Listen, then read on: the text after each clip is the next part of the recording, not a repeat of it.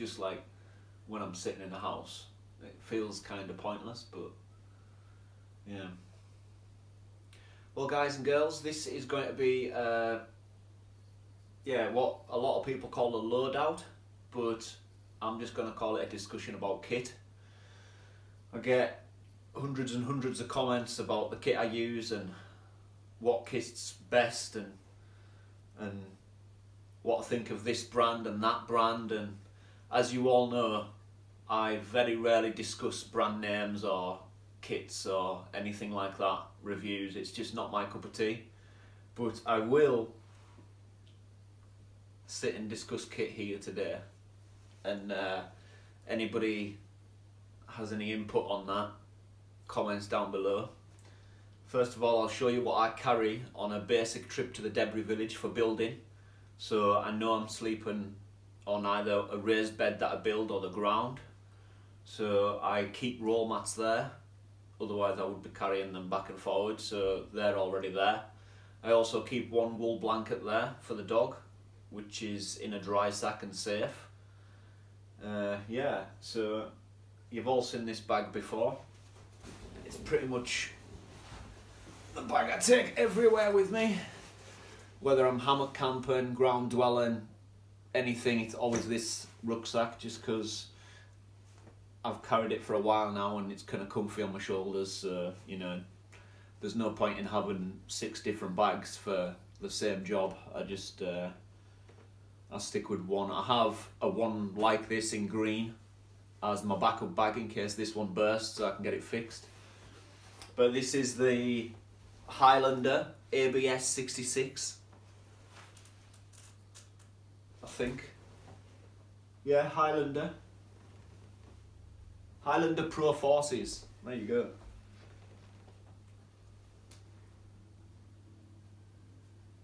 Yeah, Forces 66, which is 66 litres. So I keep my sleeping bag on the outside because that simply does not fit in the rucksack compartment, because it's a winter Arctic sleeping bag which I use pretty much all year round. The only difference is in the summer I'll either lay on top of it or I just won't zip it up. So it saves us having multiple sleeping bags everywhere. I'm kind of a one-piece kit man, if you know what I mean. I've got one of everything that I use constantly. I keep backups just because I go through kit like there is no tomorrow, because I use it excessively, as you all know. Yeah, this is I'm starting to ramble. So before I upload that, I'll go my hammock that I use all the time in every video for about 4 years now, 5 years now maybe. I've used a DD frontline hammock. I did have a green one before the multicam one came out, but yeah, got the multicam frontline hammock. This is my second one of these, I think, because I ripped the net on the other with the dog, kind of training him to get in and out of it and that, and I ran my finger across the net instead of the zip and spliced the whole thing open. So yeah, DD frontline hammock in multicam, 850 grams, not really a massive weight for what it is. Now, I did start off with a DD underquilt, but I used a DD underquilt for about a year, and then I got recommended a snug pack underquilt, and yeah, completely love it. Like the snug pack underquilt here, it's a little bit bigger pack size than the DD one, but it's £20 cheaper and it's a lot bigger on your hammock. It's also thicker, bigger, thicker. It's got antibacterial infusion in the material. So yeah, far superior and for £20 cheaper, so you know what I mean, I'm not going to complain about that. Because I work a full-time job, so every piece of kit I get, I've paid for through hard-earned cash. So yeah, that's the snug pack underquilt. So that's pretty much my hammock stuff added to this if I'm hammock camping. Yeah, we'll get to the other 2 pieces of kit I use, which are these big, huge Dutch Army canvas tents. I have two. I've got this one and this one, just because of the reason being is sometimes Tim will use one, or sometimes Adam will use one, or my little brother will use one, so I got two, and this one's pretty much mine, and this is the one I kind of like lend out to people just because it's not so good. But yeah, these, they were waterproof when I got them. They still are waterproof to an extent. A lot of people on the Dutch Army canvas tents will say that they're not waterproof and they always leak. This is very real and true. The design fault is that the zip, it's just in a stupid place, and when the rain hits your tent it runs down and goes through your zips all the way along the bottom. I've tried adding a flap, I've tried fab seal, I've tried wax seal, I've tried a rubber flap on it, and yeah, nothing works. It's just an awkward thing. So every time I take these out, it's probably going to be very, very cold, so I get them really close to the fire. The thing I love about these is they do not burn. Like, trust me, you've seen the fires I have had, and I've never managed to burn one of these Dutch Army tents. And if it rains, I'll just chuck a tarp over it, you know what I mean? I'd rather have the warmth in the enclosed shelter that this provides with a thick ground sheet in a cold weather than, you know what I mean, anything. So yeah, that's my preference again. So yeah, I don't know if you guys have got Dutch Army canvas tents and you will have had the same problem if you've had it out in the rain. It's inevitable, it's just the way they are. But I see a lot of people just chucking a tarp over them, and that's, again, brilliant. You're for the warmth, not the waterproofness, so that's why you use one of these. It weighs a ton too. I carry it in my chest bag, which is along here. And then I normally have another little space here for food. So if I'm taking this, I never really pack a lot of food because you can't fit it all in. So yeah, that's the tents. The sleeping bag. Again, British Army Arctic sleeping bag. Goes to -21. I've only ever had it to -12 and I was fairly warm. I've got a British Army Arctic Gore-Tex bivy bag that goes with it, so with them I'm never cold, but again with the bivy bag you can't really put your head in it because it's condensation, you know the crack. So yeah, British Army Arctic sleeping bag. This is my third one of these in 5 years, no, about 6 years, and the only reason I keep on renewing them is because I use them so much. You end up getting a little grease line in your hood, and it looks so bad, and it starts to smell after a while. And washing it, I've dry cleaned them, I've washed them. They're just, again, it's probably just a wear and tear thing. And again, holes from the fire, I get a lot in my sleeping bag because I'm always camping with my full length of my sleeping bag in front of the fire. And yeah, you're gonna get wisps from the fire, that just happens. Zebra billy can. This is about 7-year-old. As you can see, it's had a lot of wear and tear. I do have a lid for it. Keep that in here.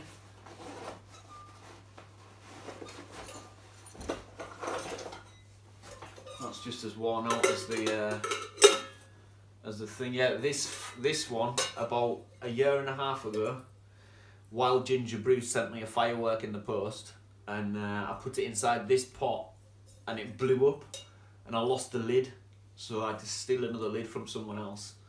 And yeah, it's still got the dent in the bottom where the firework blew it up, and yeah, I still use it. Awesome little thing. Be nice if I could get it silver again, but I've tried everything and now it's just, I think the metal's just tainted.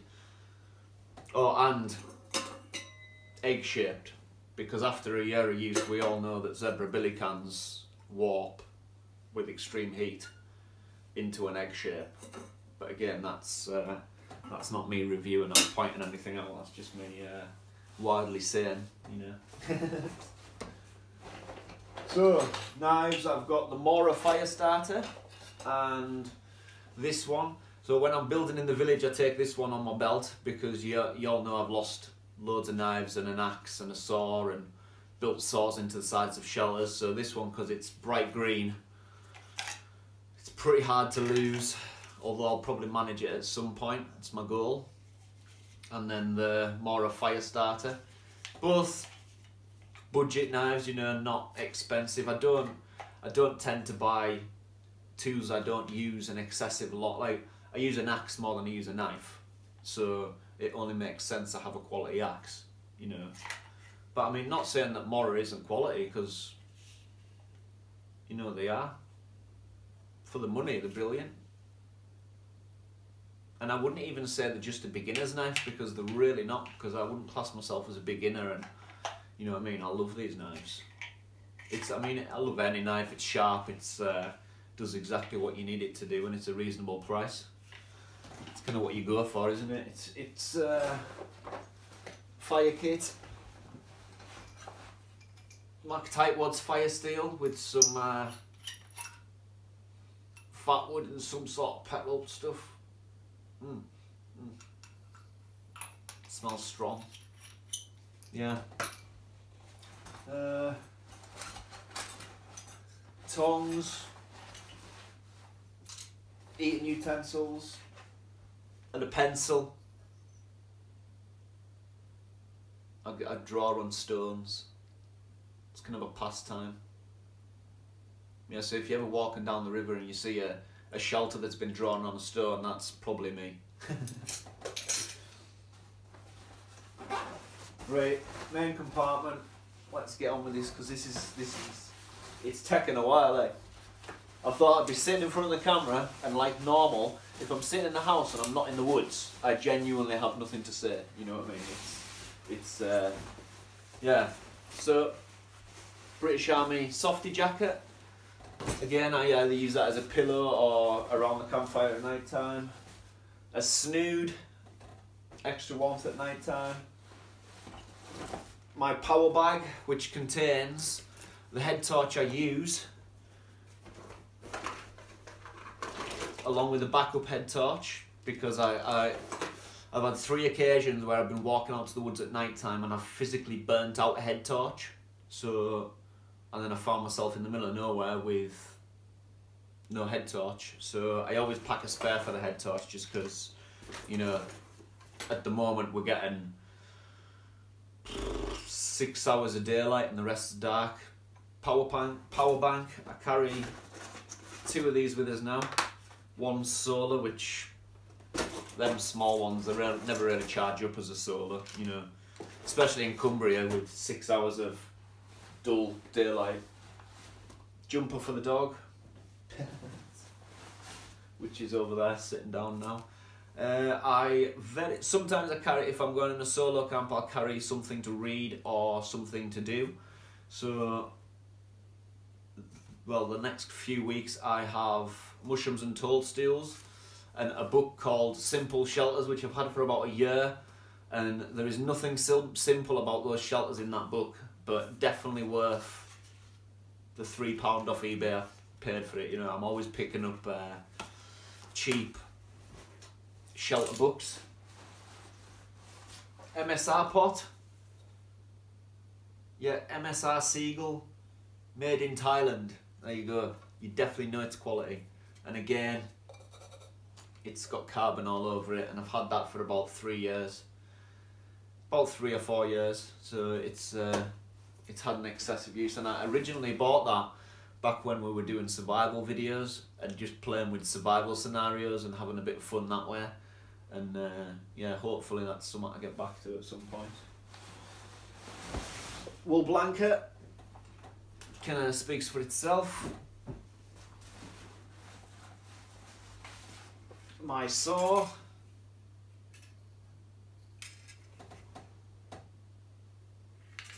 I love this saw. It's a shame it's not bigger, but I know there's a bigger version of it, and I do plan to get it. But yeah, I love it. I mean, I used a Laplander for 6 years, and I refused. People told me that there were other saws like the silky saws and stuff like that out there, but I was like, no, I'm not having any of it. I'm sticking with my Laplander. And then I used this, and oh my god, I will never go back to a Laplander again. It's just something that chews through wood, you know, at that speed that you need. Yeah, and the fact that it packs down and safe in my bag too. It's not ripping stuff up when I put it in. My axe, it's a Gransford. It cost me £100 a year ago.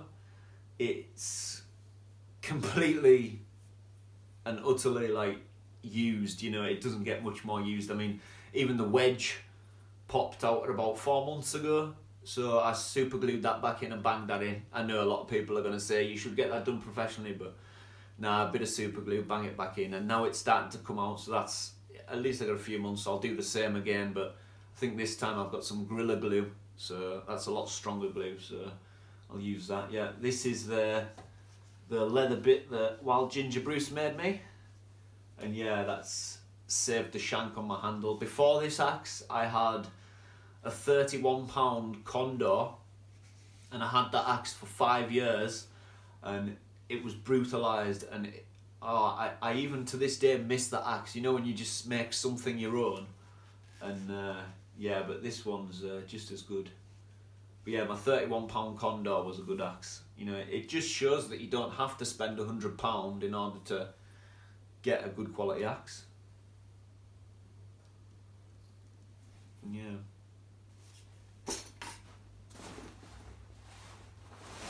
My fire gloves, normally white, these ones are new.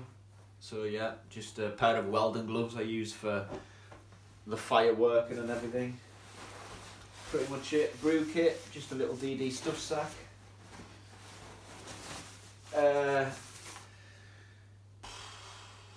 DD XL Tarp, 4.5 metres by 3. Olive green. Look at me reading that like I don't know what's in my bag. And I also carry the brown one, so I've got the brown and the green one. I'll rotate depending if I'm in the village. This one goes down on the ground because I don't mind trampling mud on brown surface. And this one's my over shelter. If I'm hammock camping, this one's my over shelter. And this one is underneath the hammock for my kit. So yeah, just rotation. But yeah, I've used DD tarps for about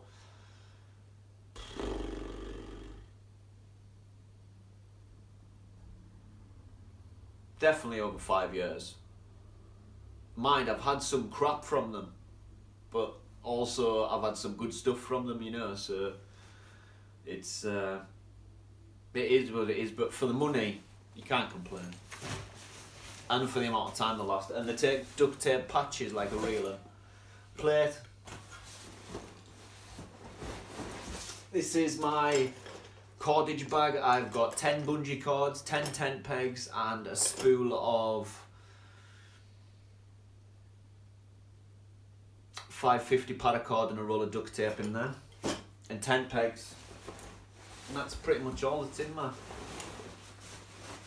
main bag.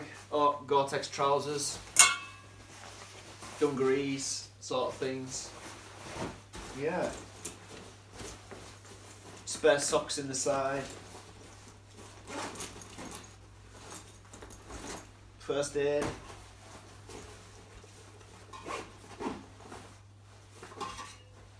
Gas cylinder for my stove, which I don't have in the bag right now, that's upstairs. And my cup. So yeah, that is pretty much all my kit.